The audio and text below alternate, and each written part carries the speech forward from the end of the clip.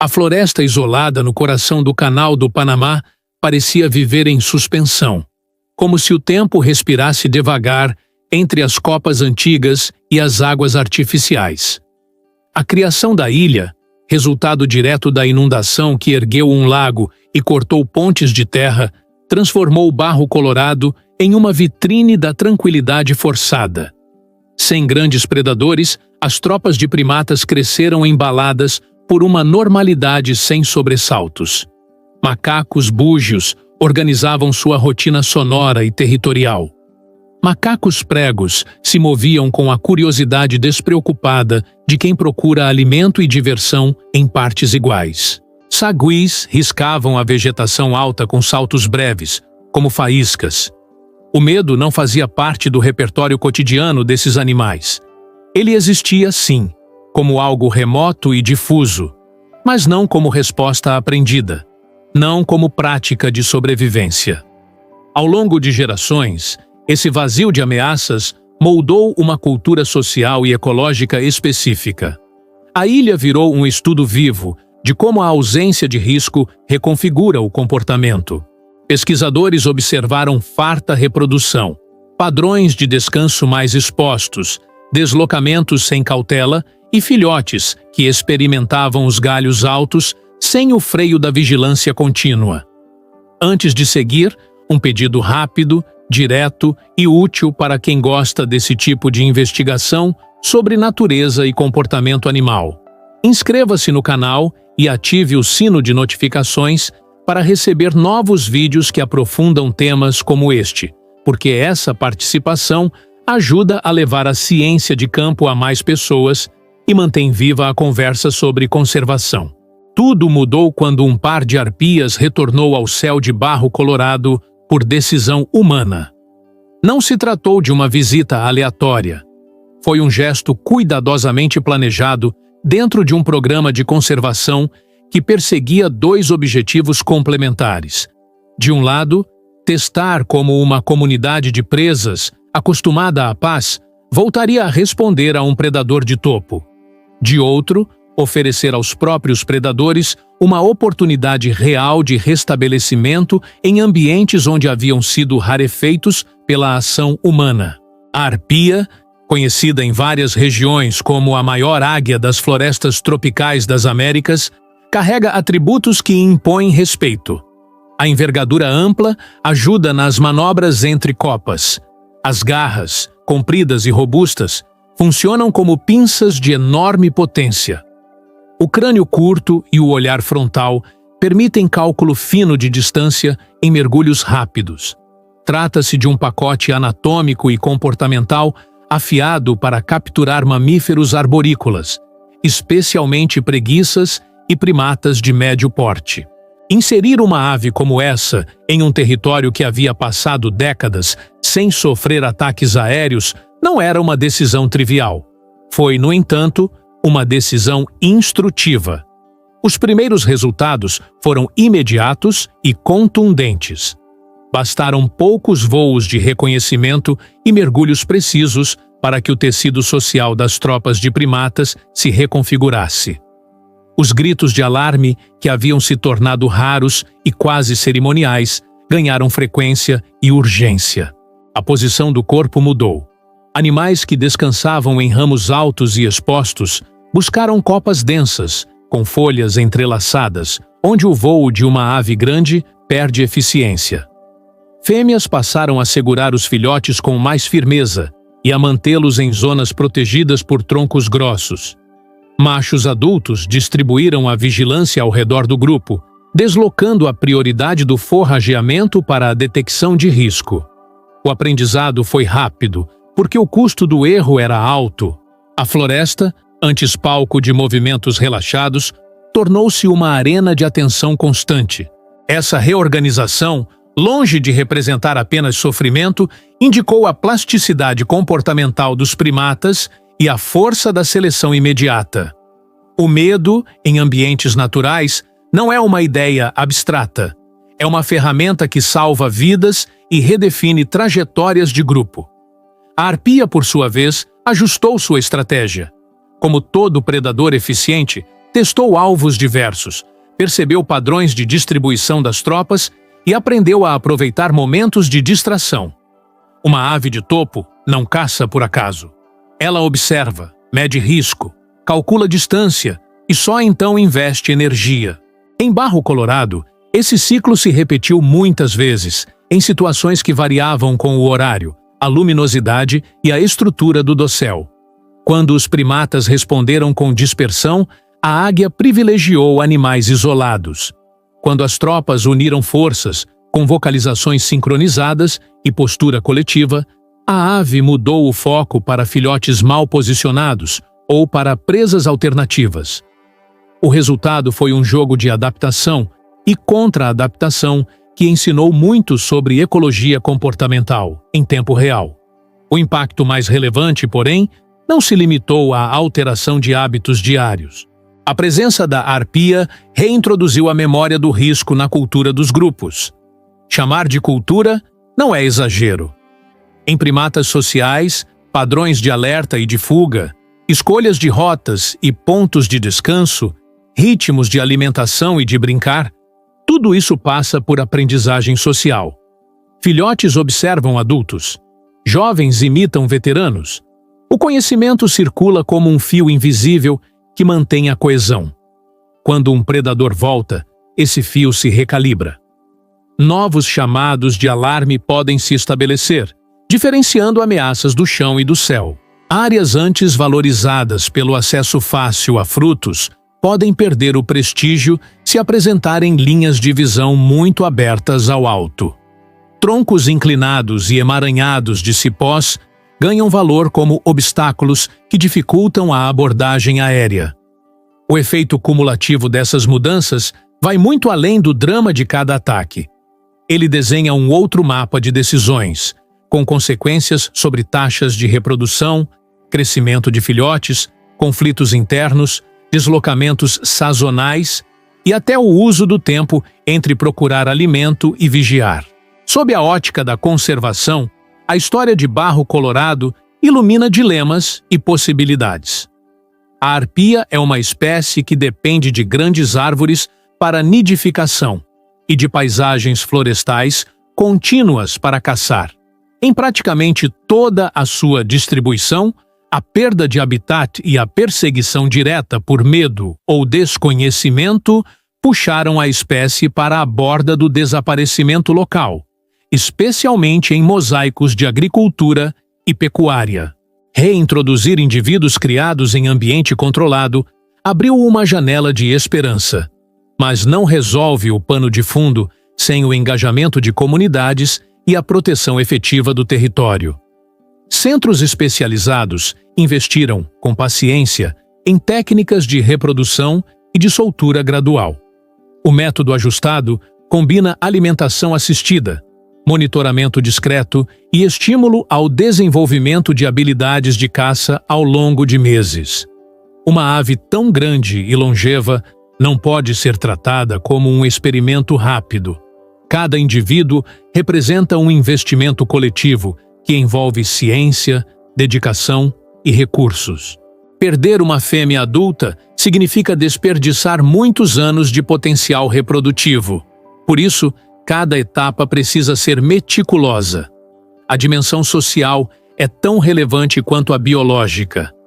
Em diversas regiões, histórias antigas moldaram um imaginário hostil. Algumas pessoas, ao ver uma ave enorme com garras impressionantes, associam o animal a perigo para crianças ou a prejuízo para galinheiros. Esse medo tem raízes compreensíveis, mas não resiste ao contato com informação de qualidade e com benefícios tangíveis que a conservação pode trazer. Programas de educação em escolas rurais e ações de campo em comunidades plantam novas narrativas. Quando moradores entendem que a arpia regula populações de animais que podem devastar pomares e roças, a percepção muda. Quando guias locais acompanham pesquisadores em escaladas a árvores gigantes para avaliar ninhos, nasce uma relação de respeito. Quando visitantes pagam para observar uma ave rara e parte desse valor chega às famílias, a conversa ganha força prática. dinheiro na mão por serviços de observação, hospedagem e alimentação durante expedições transforma a arpia de ameaça em oportunidade. Em alguns lugares, recompensas por informação de ninhos ativos colaboram para a proteção de áreas sensíveis.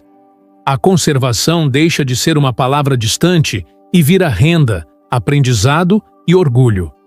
Há também um componente ético e científico que precisa ser tratado com franqueza.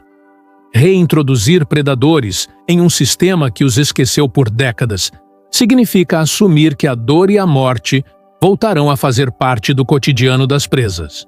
Isso não é insensibilidade. É reconhecer que a estabilidade ecológica exige pressões naturais. Sem predadores, muitas populações tendem a crescer acima da capacidade do ambiente, alterando a flora por consumo excessivo e empobrecendo a diversidade com efeitos em cascata.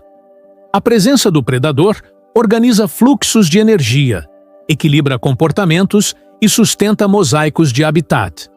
Em Barro Colorado, a volta do risco aéreo redefiniu trajetórias sem extinguir a criatividade das presas. A resposta dos primatas foi demonstrar que memórias podem ser recuperadas não apenas por herança genética, mas por aprendizado acelerado, transmitido de geração em geração. O medo, nesse contexto, é um professor severo, porém justo em seus propósitos ecológicos. A análise dos pesquisadores, ao acompanhar as aves com emissores e as tropas com observação diária, produziu uma coleção rica de dados.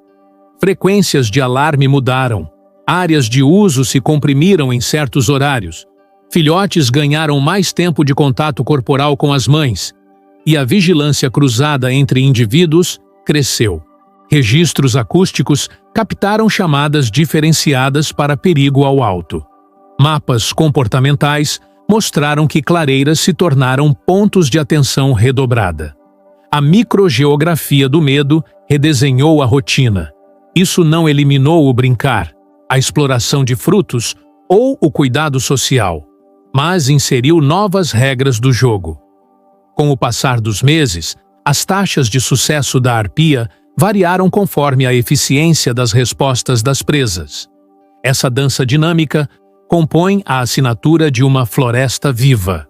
O caso também serve como lembrete prático sobre a necessidade de grandes árvores e corredores florestais.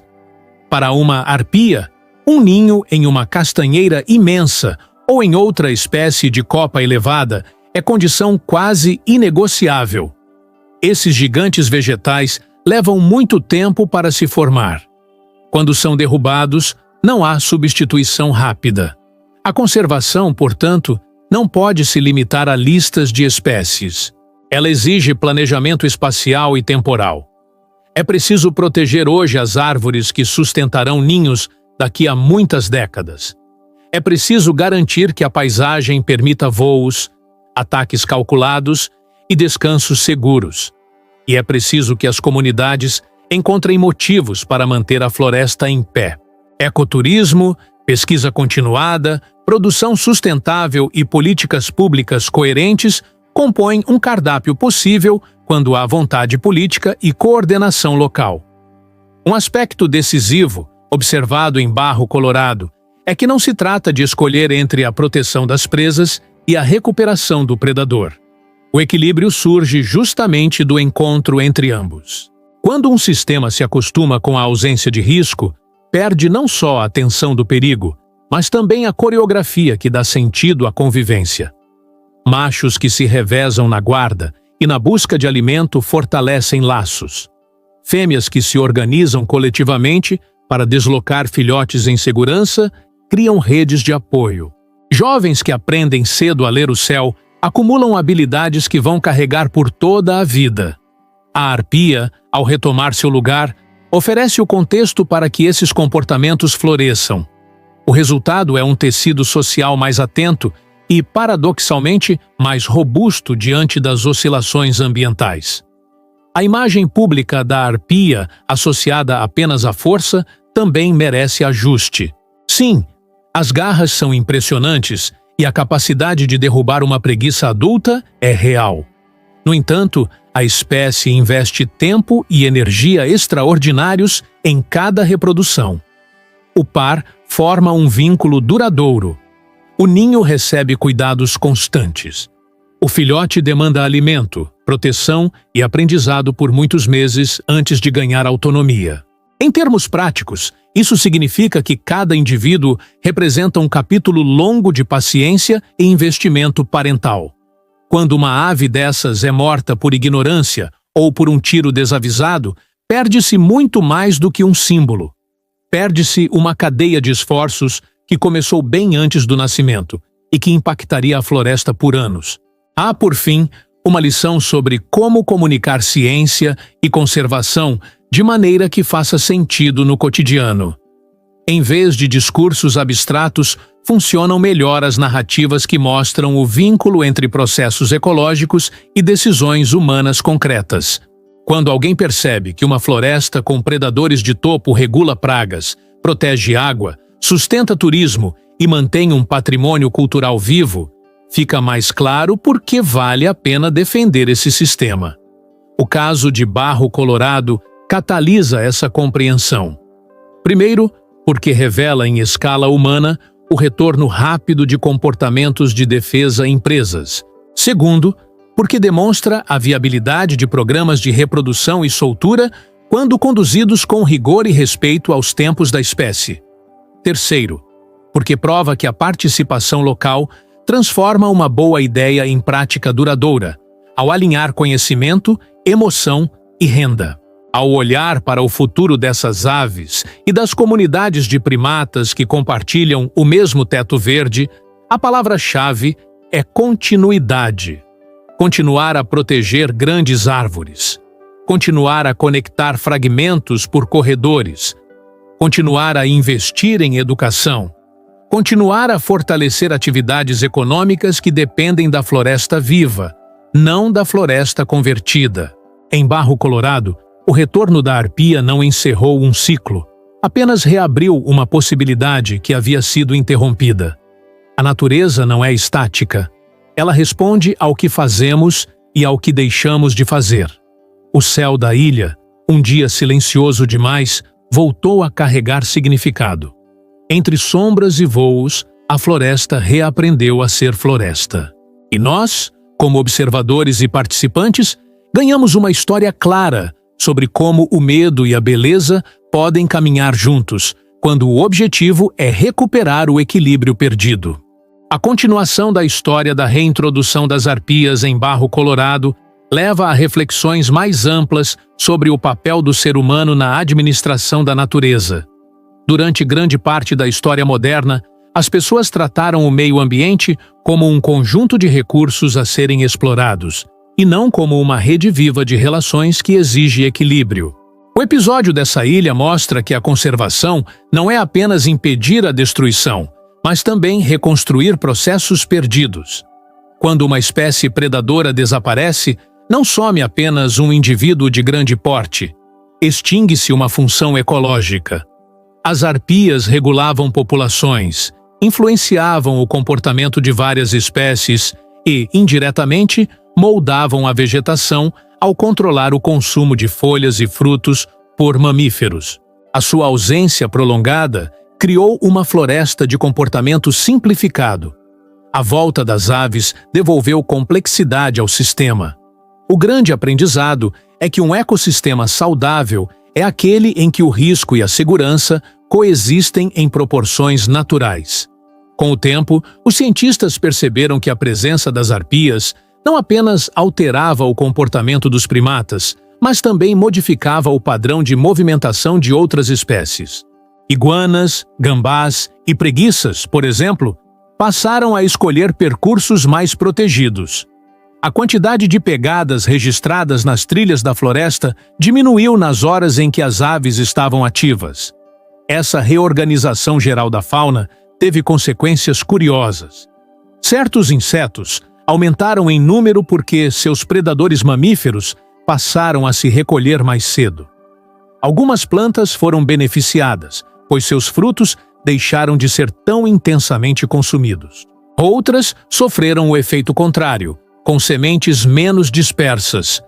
A floresta, portanto, reagiu de forma abrangente à reintrodução de duas aves. Isso mostra como um único elo pode reorganizar toda a teia ecológica. Os moradores das regiões próximas ao Canal do Panamá, acostumados a ouvir histórias sobre animais perigosos, acompanharam a experiência com mistura de curiosidade e receio.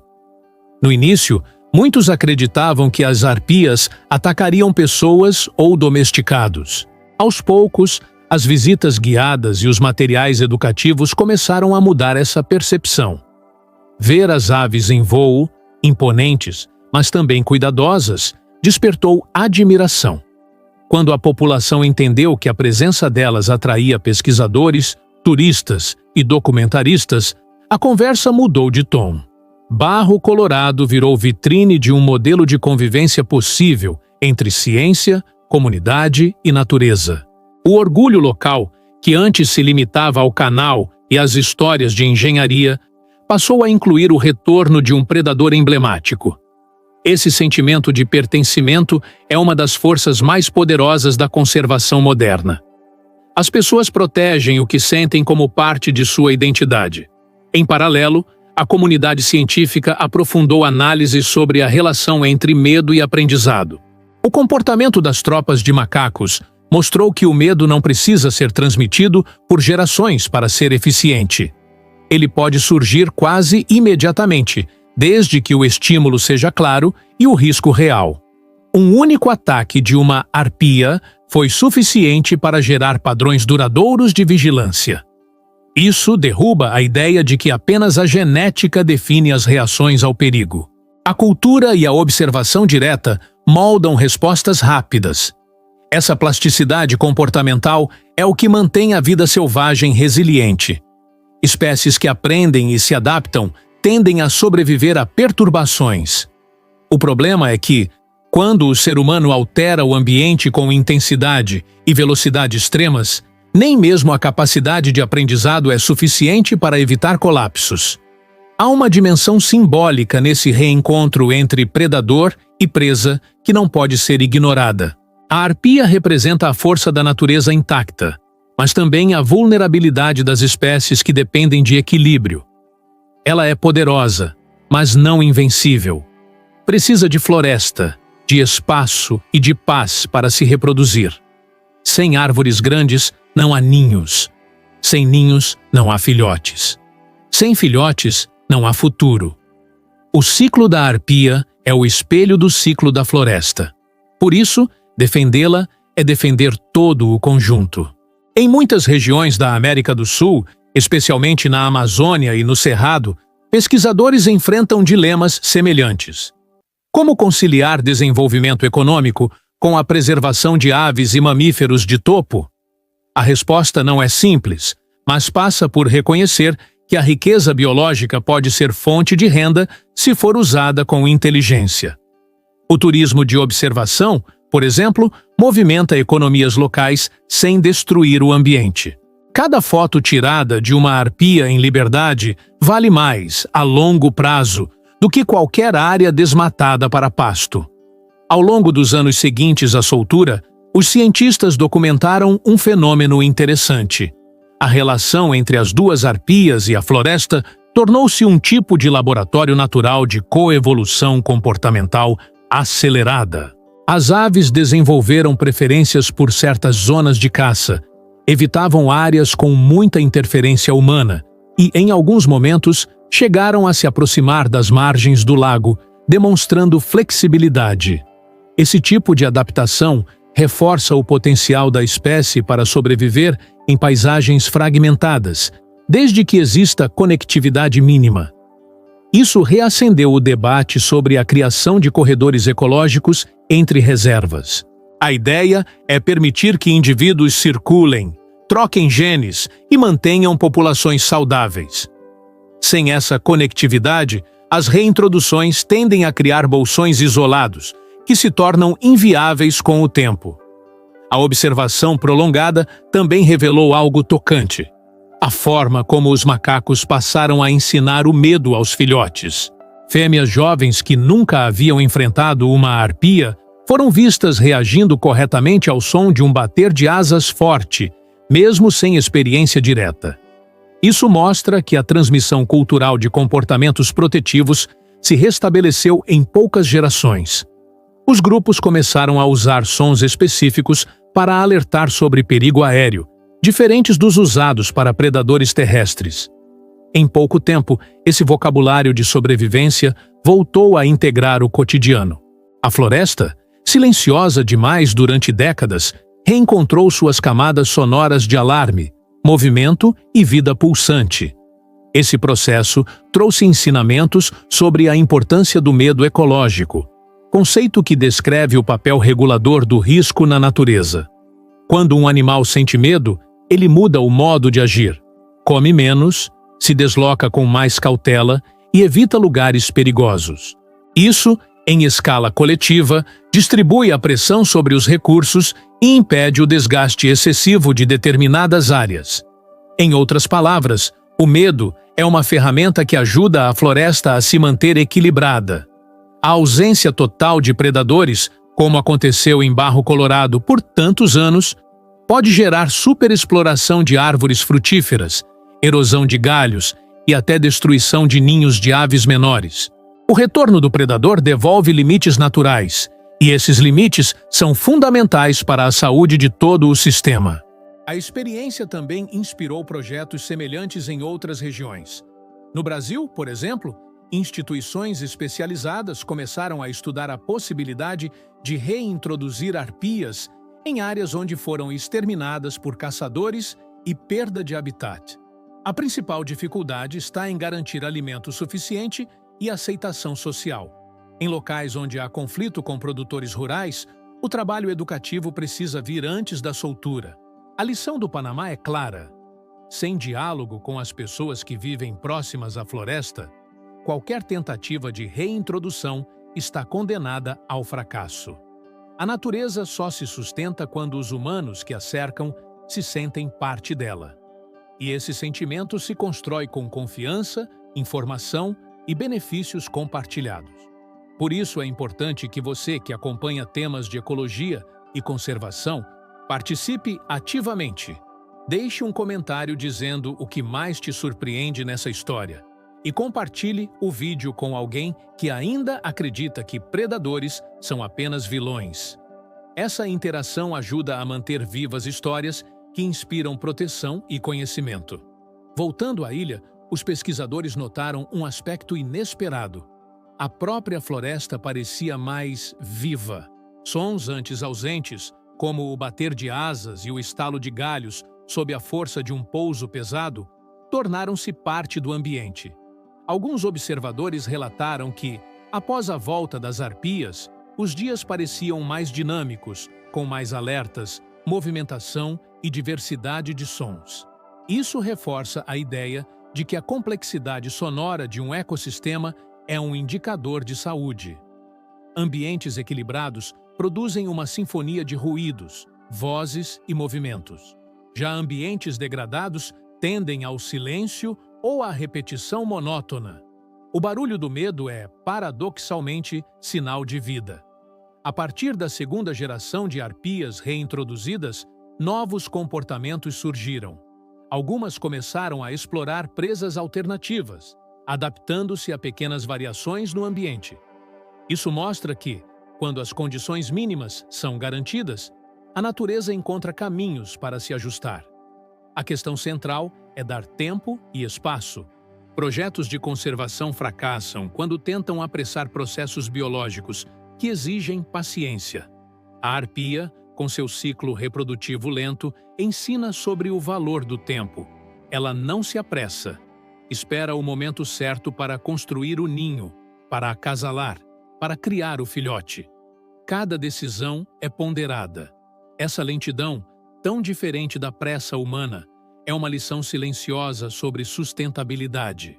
Os resultados acumulados de Barro Colorado também despertaram interesse em áreas de psicologia comparada e cognição animal. Pesquisadores passaram a estudar como os primatas avaliavam riscos e tomavam decisões sob pressão. As filmagens mostraram que, diante do som de uma arpia, As tropas adotavam padrões coordenados de fuga que lembram táticas de grupo.